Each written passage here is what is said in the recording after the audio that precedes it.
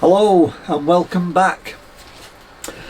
Well, I'm in the garage again, and this time I've been actually doing some studying for my next amateur radio license. I have the foundation and I want to move to the intermediate, so I've just been doing some studying and playing around. I've been listening to some amateur radio. Yeah, a little radio like that will allow me to talk with people all over the world. In fact, only today it was South Korea, and at the moment there's a lot of American stations. ON3 VR, KC1, GME, listen. Massachusetts. That came from Massachusetts. Yep, from a small radio like this. It's an amazing hobby. Really is. Second only to Homebrew. In fact, actually, to be honest, I think they joined first.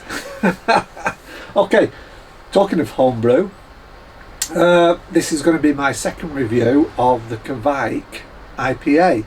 But this time I brewed this with Medium Dry Malt. So the first one, which I reviewed, that used light dry malt, and I couldn't really get any of that nice malt, that biscuity malt, the bready malt of a light dry malt.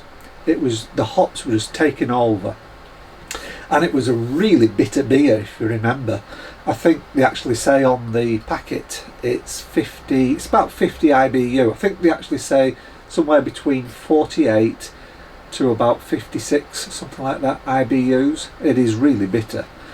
So I thought, what would happen if I brew it with a medium dry malt, which is like an amber malt. So because it's sweeter, it's got a toffee caramel sort of flavour, will it trick my mind into thinking it's a less bitter beer? Okay, so I'm going to open this up and we'll find out. I have actually had one, I will confess. In fact, I was just having one a moment ago and I thought, yeah, I'm going to make a video about this. So here we go. I'm going to do the pour. This was brewed Monday night. Last Monday night. It was bottled Thursday night. And today is Saturday afternoon. So still hazy. I think it always will be hazy, this one, because of the amount of hops. I was wrong in my original review. I said it was 100 grams. It's not, it's 50 grams of Amarillo and Citra. But that is still a really good amount of hops. Usually kits will only give you about 10 grams of dry hop. This is a darker beer. This is more amber in colour. I use 1 kilogram of medium dry malt, and whereas before, I'm not going to do a side by side because I'm actually going to go out soon, and this is 5.5%, and I'm having 2 now. I don't, I'm going to the pub. I don't want to drink too much. So the original one that I first brewed was a very light orangey colour. This is definitely more amber. It looks very nice though on the camera. Nice thick head, compact, pure white. Okay, aroma, it's exactly the same. Tangerine, peach. No change in the aroma. I'm still not getting any of the hop. The malt. It smells exactly like the last one. But let's have a taste. Cheers.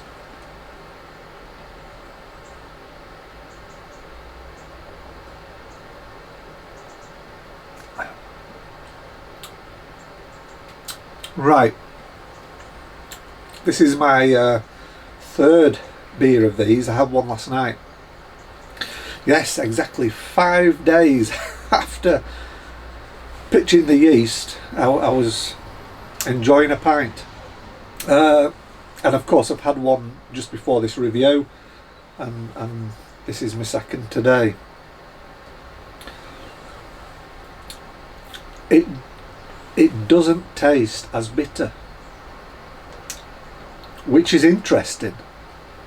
It's still very bitter, don't get me wrong. It's still a very hop forward beer. It's just that because I'm now using, with this one, medium malt, it sort of like tricks your brain. It is still the same IBU, it's still the same bitterness, but now it's balanced with a sweetness. Your brain doesn't perceive it as being as bitter,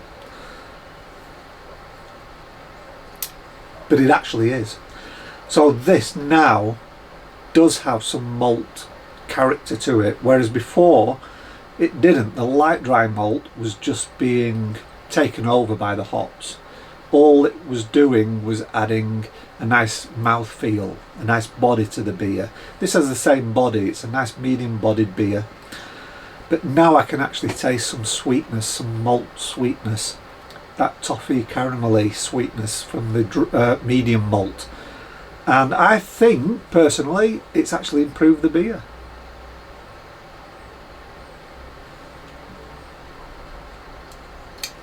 It gives more character to the beer. It gives more balance to the beer. It's still a hop bomb. It's still bitter, but it's more balanced. Whereas I thought with my original one, which is still over there, I've still got plenty more of it left, and it's still a damn nice beer, it didn't have balance. It was just hop. This to me has a lot more balance to it because you're picking up those nice malty flavours. It's still hop forward, it's still hop dominant, but it's just balanced, it's round, it's more rounded now. Whereas the first one with the light dry malt was, well, all hop basically.